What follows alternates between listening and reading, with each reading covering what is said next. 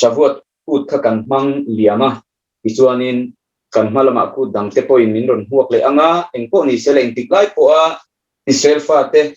kan hring nun min kai hroina ta na poimo em mai chu i mihring le mihring inkar hi ania yom kipura mihring te dalpa pathian in channa he ta pui thiam hangin ha lai guna tang to in tanna ni siam thin ania tu ta chuanin eima ni le dalpa pathian inkar chu dalpa pathian he na lung chir tak ni mewa dalpa pathian he na kan thil pi sualte kan zep lo kan puana kan sual zia te kan poma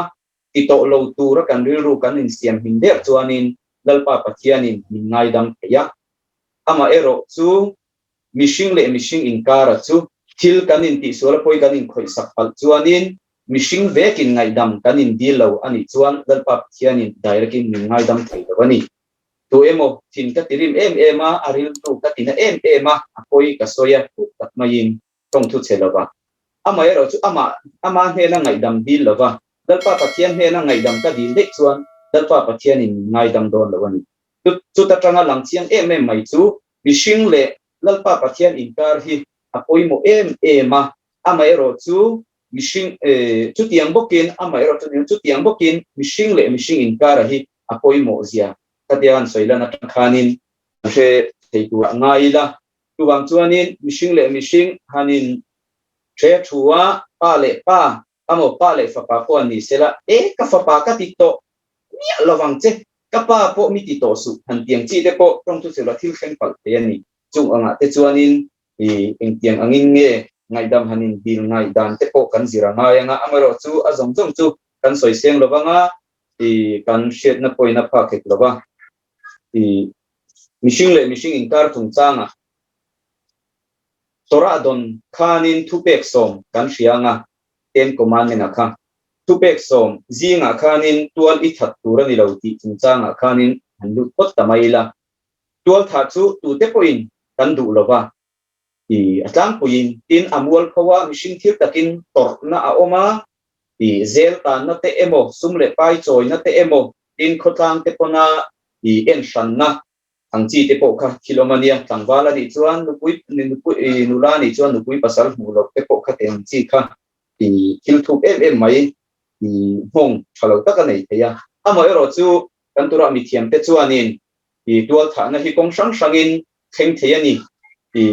kan mi zo pi pu poi nan lo soi thin chem lo walula kan han tiang chi te po kha kan tura mi thiam te chuanin tual tha na kuang chunga a oman an tia eng tiang in moni thai kan ti chuanin kan mi zo pi pu te na an lo soi thin to tho mi na abong pui sor lai an lo ti hlum sak chuan a ei del berani awangin atan chuanin tak siat na za khua a khen don ti na ne chuwang chuanin chemin alu khala inemo fein chunlum lo ma sela amata na ei del ber ti chet sakani chuanin atan chuanin cho chuan tur nei lo mai kha ani don ta chuwang chon khatiang ti te po kha tual tha na nen thum huna ni an lo ti ani tin chu tiang bokin sa hadil han sa cha sak amo temo khatiang te po ni sera tin chu tiang bokin mania shavot jana shiur kan neya kan rabi tele kan upa te rem ki in zirlai pui te poin shiuran nei nola ta chuanin hemi chungchang boki ka soi chu ta chuanin ei kan khua no fagalila hianin o zevulun david hianin benei men shedo hi ahonga ta chuanin benin seki mani mizo le ku ki hoina kan chop me du zong sang te hi lakhomin azor shina an rui pui thina ani pona dor hon chan ber chu ei mani do tele manipur homo kite ku ki hoten ni a kan dor rui nei ni ta chuanin ani dor siam anga hi abula mo hemi ko thing shma hianin lo siam taila torina tuali thatura ni lo kan tiang chi bo chiat na huanga khanin kan lu tanga kan bo che phal te ni ti in ni kasoya tingom je kan ti chuanin hemi khuwa mizo aimo manipur he tizat kan chenga shemzara chumi te keimani ho eile indu zong zuar tu khanin a ebel bera afanga min khami dor dang ang kha alo siam vele che chuan atang khanin asum don na a ebel bera kha atok to don lo ni chu atla chepal mai don ni chu tu bang chuanin khami mihring le mihring inkara na china kan soi tu ang khanin heng mishing kar in kung kai na le in bel bol da zong zong kan tora mi tian ten event him na huang thatak an lo na ya tuwang chon ke ni chon thambung taka chu tiang ang thil an zirme chu ngai thak ngai chu kan ti tekto alo ni ta chuanin tual thana chuanin mi kan tora mi thiam te chuanin malbin pani man tia zak mai sen dang lop kopa hanin siama hi thi sen chuana angani e an tia thi sen chua chu thi sen kan chua chuanin tual tha alo mai mai thi sen chua han tia hianin shabat nia te po thi sen chua thiang lo ti te ania he thiang lo chungchang hi aswal na hi athuk em maya heta mishne tora kan en chuanin rambam halakhot deot perek shishi kan en chuanin isur hasin a ti chungchang kan huwa tu chengam ze kan ti chuanin sualna chungchang dan le dun poimo deuh mai lo ziaka chui ma chuanin helaya rab zamira poina aron soito hawa hi han en le lokila mi pui mai ma mi ti za hi apoi ma chu tiang anga min an lo bo chiat pal chuanin a hrem na chu khove lo om tura chanvo ti anei lowang ti topania mizoina kan hriat thiam ti tur chuanin van rama kai lowang kan tiang chi deuh khani mayanga ol samzongin tin chu tiang anga min mi zak mai sendang lop khopa khuk chema khuk ral dei chu ni selak ka khural dei duang tha chu neila ka thok bo deng kan tiang chia mi kan han tin ti za ang chi kham mi pui ma mi ma anita ta chuanin helai soidan chuanin enga tinge chu tiang anga a hremna ana sak mai tin zona oma a chana chuanin a tharau a khoina chuwang chuanin chu tiang anga mina alo bo chia chuanin van lama tangin hremna adonganga he khovela hremna adonganga khovela lo om tura hremna adong bokang he khovela chuanin sumle pai achananga ti chuanin khovela lo om tura a tharau chanvo a heu bokang ti anita ti chuanin enga tinge chu tiang tak maya hremna na sa a chan chu a tharau a khoina ta wangin tanaka kan mu angin leman ezemer kha kabot ti ania he kan tharau hi lalpa pathianin engwangin nge mishing te ti sa aron pian tira mishing kan lo piana kan thara ei kan ti sa lalpa pathian engwangin nge tharawa da kan ti chuanin lalpa pathian rongbol turin mishing te din kan nia ti chuan tharau chu lalpa pathian fakna hla satur an lo nia chu ti ni chuanin lalpa pathian fakna hla satura lalpa pathian rongbol na ta na in chem nung ton tur ti sa le tharau ani niu wangin min mai sen dang lop ko pakanin ti za chuanin lalpa pathian rongbol na ta na pen chuakha a thei to lo ni chu za na men lo tong to a tin aril ruan na ngoi poka alunga chia po ni theya ti chu a tharau po a khoina tak zeta ti chuanin tharau chu a za a anak bok si chuanin tharau chu lalpa pathian rongbol tur lo ni si chuanin mishing po chu tiang bokin ti lalpa pathian rongbol turin ti ati khaila ti na ni ta ti chuanin chumi ni wang chuanin kan tura mi thiam ten an soichin mida keneget mida ti ania thil kan ti sual ang zelin thil kan ti ra ang zelin enge adon le ta po kha emania a thin le ta po kha aron thleng thine ti ania he khovel thila mi atina ati sathilin tin atharau po atina boka chumi ni wang chuanin he ati sa thil ti sathila ati nat ang bok khanin he khovel thila isum le pai achana nga tin atharawa khoi boka wangin tharau khovela chan vo achan bokang ti ania tu wang chuanin he thil hi thil poimo em mai ania mishing kan nun na hi lalpa pathian in soitu angin min siam chana chu lalpa pathian rongbol turin anita ti chuanin chu tiang anga mi lalpa pathian rongbol theilo rongbol na at team le mi jinga rongbol kak velo anga mi kan siam pal vai chuanin soitong ina chemna ana mitin in kan tong pal to thewanga zak ma tumlo min min han ti zakte tumlo tilmo chunga chuanin a hre om zia kan hrianga kan thil ti lai kan top chu tanga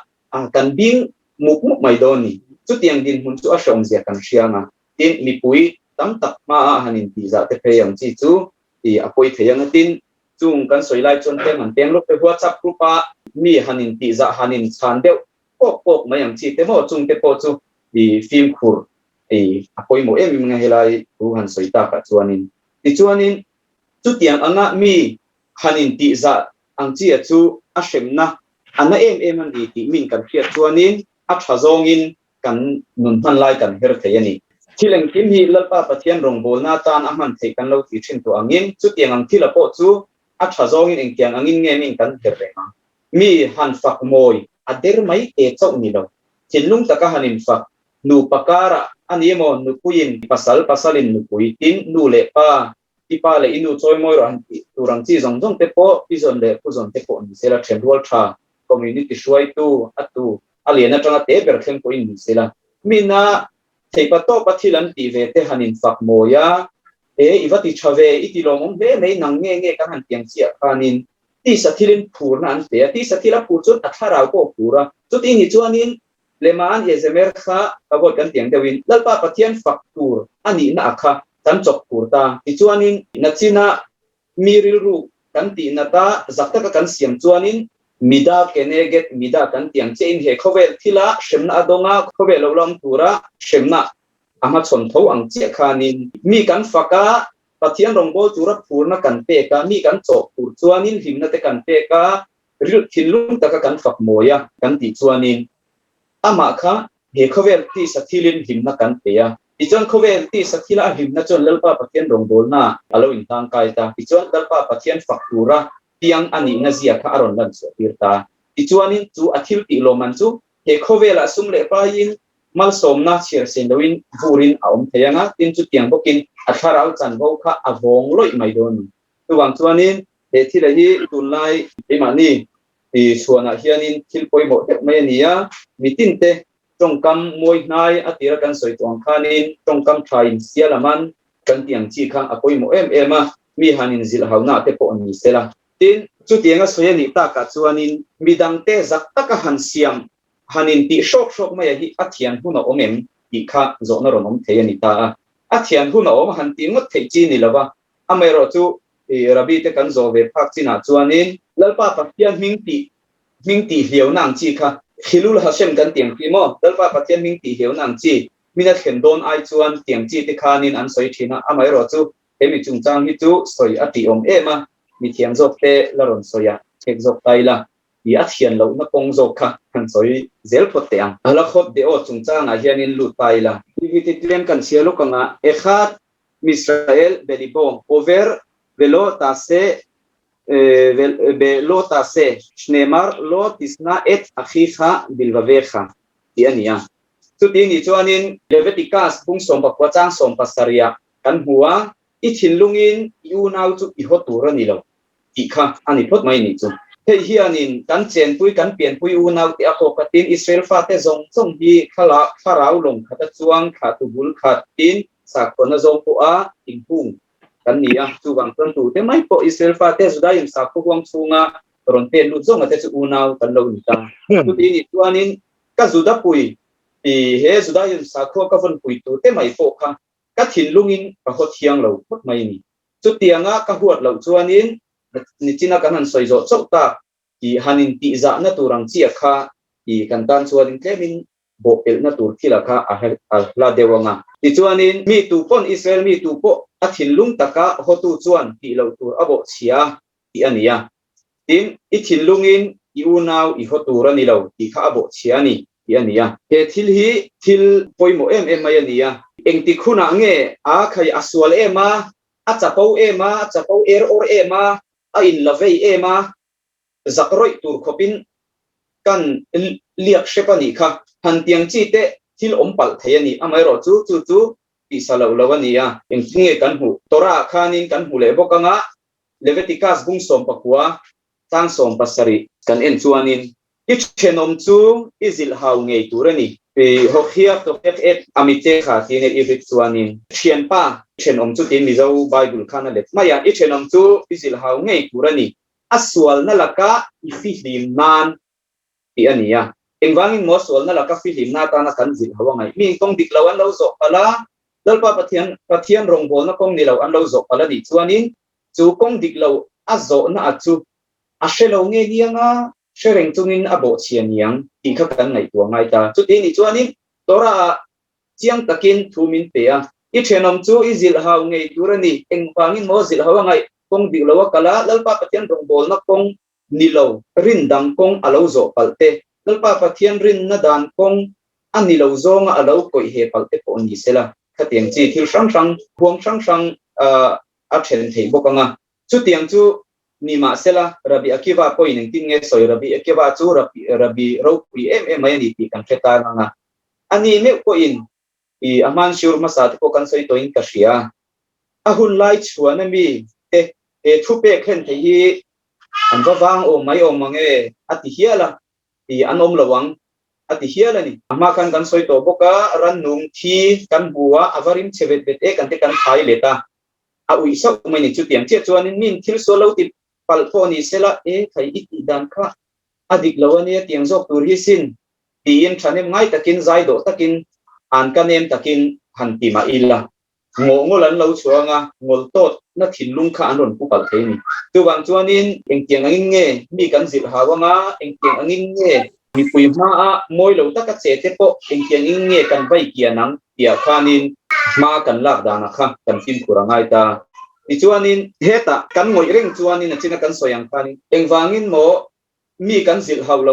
hawlo chuanin an sual na kha kan mo a atlak thei achan chu tora in chiang takin asoyani mi ti sual reng kan huwa athil ti sual zia kan thil shet lo chuanin aswal na kha ka kai ve tho keipo ka ti sual ve tho shengai ka ni ve tho antiani chon heta amnon ale Absalom chungchang kha kan muanga sual na chungchang Samuela pahni na bungsom pathum changsom hi pahni tanga kan siar thak chuanin mi pahni anin ti khiam lawin ngoisarin an sual na kan turani lo tiani heta thot dewata ziadana chuanin Absalom khanin thu achia tha eng chungchang ma amnona kha soi pui du lo ti kha kan huanga ti chuanin engwangin nge Absalom chuanin amnona chu apiak du lo heta hianin tem zia sa kan kan en thalokanga Absalom le Tamarikha pahun an nia helai asipur hia thuk maya soifia thiampo hara Davida Khan I heta amut pui kha indona mut pui aneya chu tatanga ka she solo chuanin a mut pui nu hi ma kha ti khania ti chu tatanga naw lo pianga chu Tamarikha ania ti chuanin chumi nuwa khami Tamari le enge anuka anin gyurta chu tatanga naw lo pianga chu amnona kha tatanga naw lo pianga kha amnona hianin Tamarikha ti luina in amut puyani tin soito angin amnon le Absalom po kha una wan nia ti chuanin Absalom chuanin a ho em maya chu tianga thil suara tia wang chuanin engma thu chia tha thu ko chang engma soipui du lawa ti chuanin chu tianga nga thil kong diklo ati ni ani na taka chon man lai kan pi pu te hun lai khanin thil pakhat han soilo ila tem chuanin atung de ka ke po ka she thiam har sa ka tiami ral dona an choin an du tak ti maila mi ralan dawan va he chuanin khata meisia tu mo an du chuanin an mut pui thei ti kha omani voi khata mut pui anga amai ro chu amut pui non thei to lo I chuanin sala ashoi honga dan le dun khalai kha injiak chho ne wa khalai kha chu lut puk lo taila I chuanin khatiangang kongkha chansa amnona khanin ahmanga amai ro chu nupuya a sual nuakha awa mutpui nuakha nupuya nei le du lawa khatianga moi lo taka che ta wang khanin Absalom khanin a be du lawani emma enga tinge he tianga I ti chu tiang khatiang chu ti dan hi a thalawa sin ti in emma zi bhauna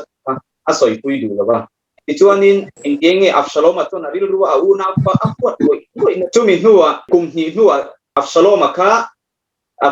kha a beram hul ne huna lo khenga ti chuanin party engengamo ruaite khan buat saya Absaloman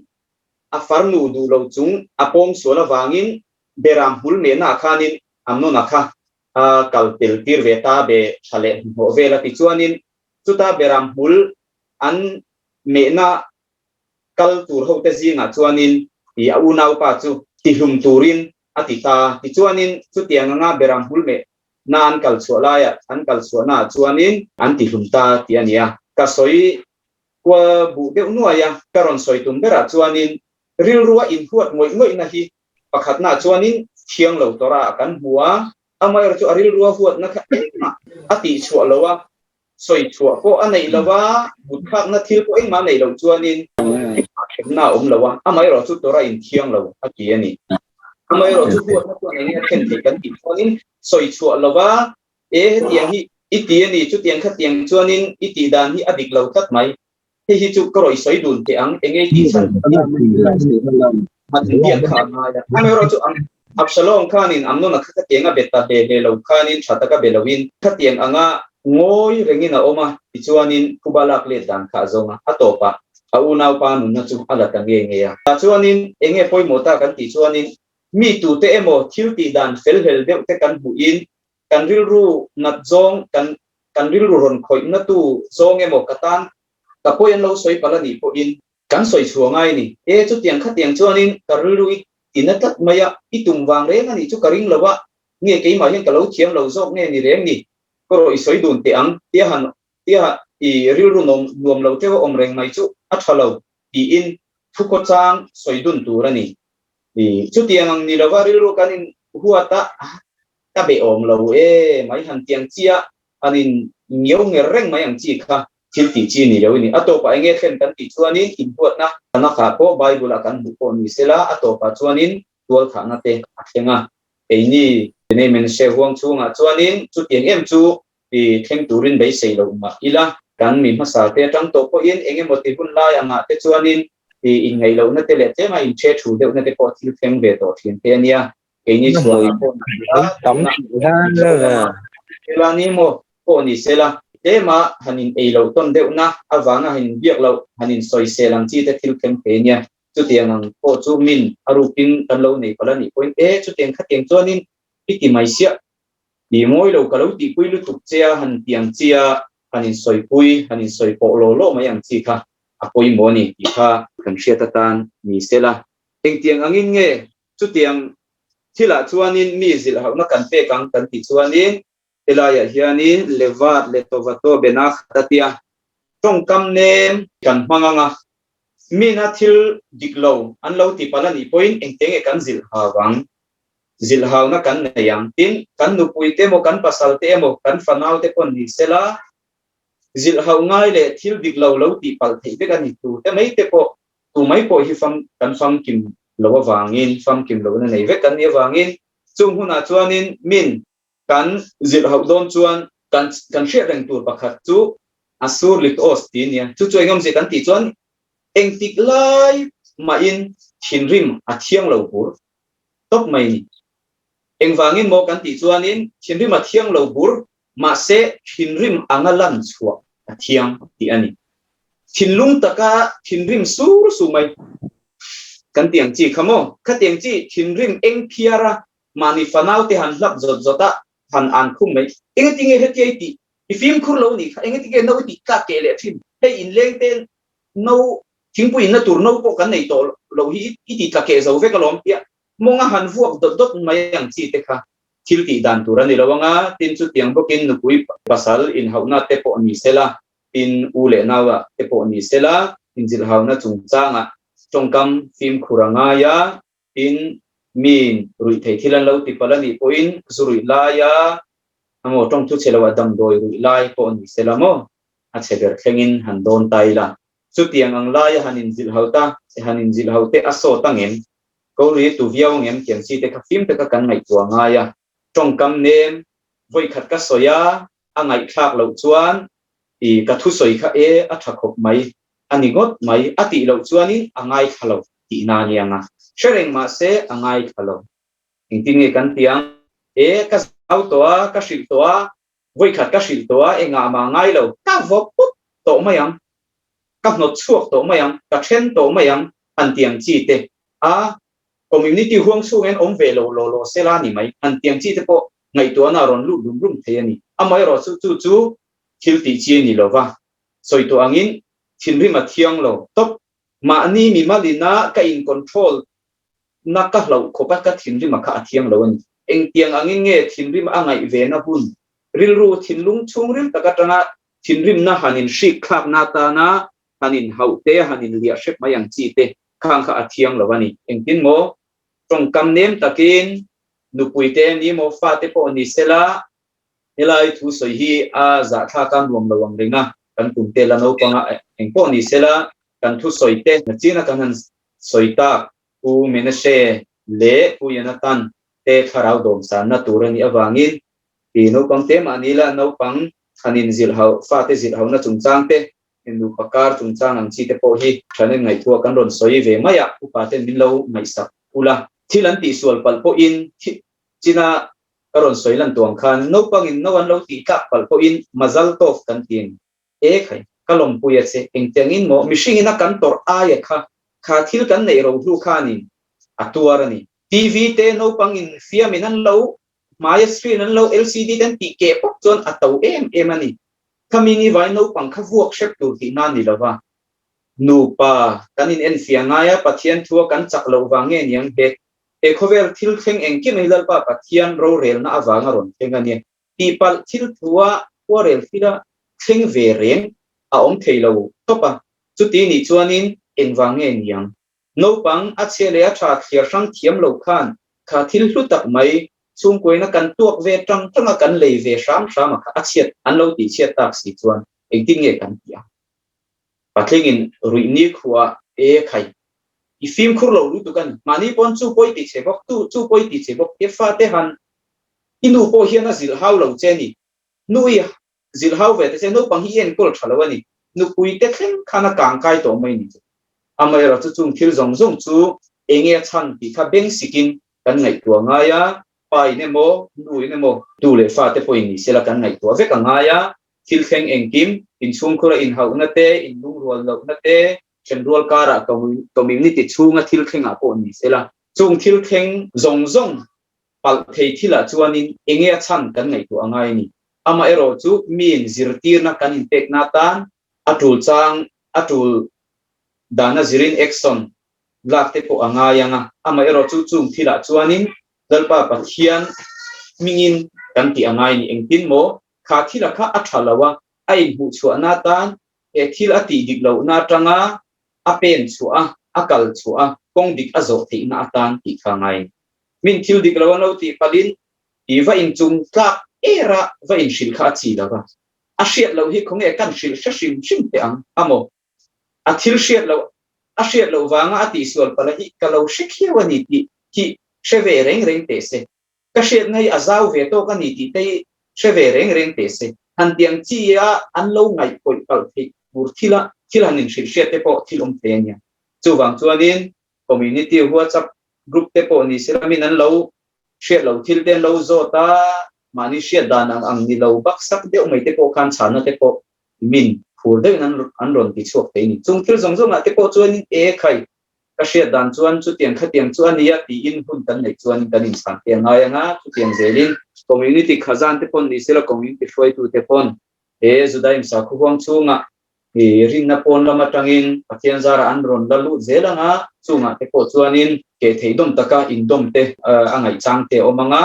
in tlema firde uthek thoka hanin ti hun te omanga chung hun firde uthek thoka hanin ti huna tak mai chuanin atira kan han soita mi hanin ti za palnang chia kha bo chiat pal te ni engtiangin mo e kai mi pui ma chon kanin ti za ka nge a te filin zem dan te so dik lo tat mai te filin zem dan a dik lo wang ka shila za chem tur ang chi mi zia ni chuanin danin kheu sanganga e khai te filin zem dan kha dik lo ke mo zai zire ne mo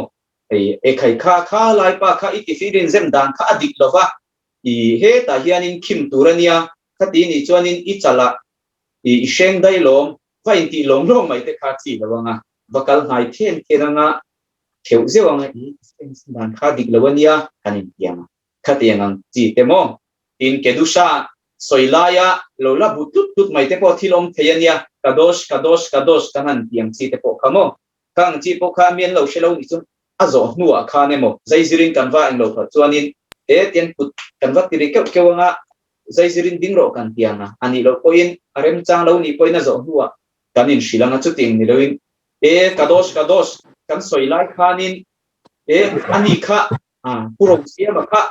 athut maya kha ti dan tu ba kan soi tam to kha chu helaya community mi puite inza lo na pilania hamin ti piat mai chuanin kha aldaim sakwa kuang su matang khanin kam pe dei pal te ni zong te po chu lo thek o te ko nya chuanin indem thei pon ni lova min kan hriat na te la tlema ti deuh khel khola mi puima hanin thil thang hanin hrilh piak mai te arem chang lo thin ti te kha kan hriat na tan tlema noi deuh ma ni sela kana zeptel duwa tin chu tiang zelin i no pang zirtirna e community a no pang zirtirna ko nga te po ni sela ti chuanin atop lam mor bok don taila atlang komna tora a ichenom chu izil haw ngei turani ti oma chu tur chuanin tongkam nem kan hana ngaya nga engtiang nge lo don sonang kazil haw lai khanin angai khak dan amit meng hoi her angai tu em ka thu soi abeng khonem keima hi mi ngai ne perem ti zong zong te po kha kan thei sang chuanin kan chi ka ngai ti chuanin ka tongkam man tura kha ka soya wang hianin alulul pha ange enga ma mingai lawang nge ti ti kha kan ngai to ve kanga chumi kan ngai to fi na film ta kan ngai to zo ve to nuwa kan shil chawanga tin chu tiang bokin no pang ni zil haw na te mo nu pakar soi ton khang jong sunga te po khanin tongkam nem takin kan ti angaya nga voi khat kan soya la sot lo chuanin kan voi ni lenga voi ni na pola om ziala nei lo chuanin nem tak bokin i alung thukim lo loi shilangai ni kan tianga azom ma chu thanem ngai takin kanin shil mai doni chu pa in thanem ngai taka ke thei doma afate azil hawa e khai tai te ete ti hi chuanin amoi lo ve nang manen po in moi lo ipa poi ka zak thina sin ete ti chuanin fa u berini kha amo ifin te rengen una te kon an enton mm lai chain hit it chu in moi lo ti kha kanin shil i shia dan tu te po anianga tin chu tiang lo po in kan tharau hi lalpa pathian rongbol tur ania mishing po tin chu tiang bokin kan pian ma po in lalpa pathian nu pum chung kanom lai po in pathian tu tamta shesa te kan nia tin kan turam thiam te ponan lo soya tin israel fa te nun phung zia tu renga hi a oma chu tiangang chu min alo nei lo pala ni chon e khai judaism sakhovon dan nen hei chu ai mil lo I fel te reng nen I that te reng nen hei hi chu I in me ve lo lutu e ni ti om tok le ka ni nang ni ti hini tiang chia hanin shil te kha athang chu tiangang ni lova e khai ti ang lo lutu I zak lo e mai han ti ang chi te kha thil ti dan lo anianga e chu wang chuanin mi hanin zil hauna ko nga ko ni sela chatakin kan thanem ngai thu kha thanem ngai na ani ti in adong song tu khan adon son angaya tu tiang ni lowin e khai mi shil dan te chu azom po cha om lo te mange han tiang chemin an lo don son mai chuanin a fu don lo ani kha kan hilai chungchang tho kan soi thei tu ni sela e selfa te ngai le lungrual taka kanom hi lalpa pathianin adua lungrual na chuanin thil tha athena in hir ho na nilova chataka ani lungrual taka hanin pom hotel tel na hian lalpa pathian rong bol na po pori atua kan hriat na le kan fin na chuanin sang tak alo phak lo po ni sela lungrual na le in ngei taka e khai I soi chu dik mange anin ti ton pathian thu men thut kom ti ti an lo soi po in ni sela kan in pe zon tel angaya tin chu lo le tem kan soi bel du le chu helai chungchang tu a hianin ke po hi ka thiam lova chu tiang bokin thanem ngai na thila hianin tong zum hi ola mi in zir lai theu kan nia tin chu ti lai tlem lo shelo de kon lo om theya e ta mizoram aizola khanin han sorbing taila committee ni khwa te ni mo class an nei ni khwa he ta pon lam varanda khan mo quiz thakari an pon varanda khan han thut khom ni khwa kan han ti khoma pakhatin pathian thu khai zudami pa pahni pathumong chon pathian thu soitura ni ti te ko kharon kavana poni mana aron soya shiat ve ang chun ang kharon soi chuaka khai isia dan chu dik lo ise pial dewani chu tiang zok chu ni alom asiat zok wanga shelo te ron hial khak zung mai kha e thil om pal the ni thanem ngai na wangi na mo mani thil shiat te pon so te min kan chak thina pathian thu soi chu kan ziranga kan soi chuak bokanga tui luang chuak lo chu apat ek vata khosi ten lo tuya ichuanin eile inata na han tak lawa alo chuak thina chu tiang bokin pathian thu kan shiat kan ngai khak te hi kan soi chuak ve lea mi te kan zirtir ngai ni be di barta bang be shik te ka ifate thanem ngai takin i zirtir turani te ni tin chu mai pialama midang te shelo vele song te mo she cheu po ni sela kanin shi non fo angaya kan nu le pa te poina min kan shiat ngei te po min shil non le thin ang than community huanga i tema pui pa chang de te po in tema i mina thuron an lak thinna te po in kan shiat sa a ho re mangai te chu pu po in kan shiat to lom le hang tiang chi te po soi te po alo omanga tin soi to angin min mani shiat ang lo soi chuak ve a i ta chuanin aya thuk zok deuh hlek lo soi ze mayang chi te amo ang chi kha thil anuam lo theya ti khong do na pathian thuan soi ve do a khai ke aya shede ule aya sheril ber zel mai a thut veru mai chuanin mani thil shiat tele ang chi po kha i soi so lo wa khan min kan tla the chu wang chuanin a shelo te po ina an soi so ve ni khuwa an thu kho chang a kha ngai kha ka do thei taka shelo zo te po inan so an ti te kha ngai kha ve hu na om a sheber nia wanga hial khak zung emo mi shiat ba khan soi zung te kha atul lo hun a oma atul hun a om engtik kuna mo tul hun kan ti chuani adik lawa zirtirna akal thuya min adik lawan lo zom pal don ai chun e khai isoi dan kha i tem siam that deuh ka duwa ka shiat dan chun chu tiang chu ania kan zir dan a chuanin i lo she dik mial lo emo ka shiat dan hi lo dik lo zok te po ni ma na tianga pan soi deuh da kha zudanun pung ania chu tiang milova ani ti deuh e mayang chi tha a thalawani engpo ni sela khati jong khani sela kan thu ti rik te dalpa pathian rongbol na chang join kan tia tu ta po u yanatan khiang te ben shmel khiang te le menashe chakchua ben hilel tharau domsan natan kan lana an kalsanta an chung khatlaina lupui fanaute animo nupui te ule nau nu le pa te dalpa pathian vengin ompui sela chakna le tharau tinal pa pathianin thuam chaksela eram thiang din an khen chak ngoi hi an chung khatlaina an nupui fanau an nu le pa ten damle shisel takin an ron ten poi chu lalpa pathian du zong lo nyo se kalome Amen.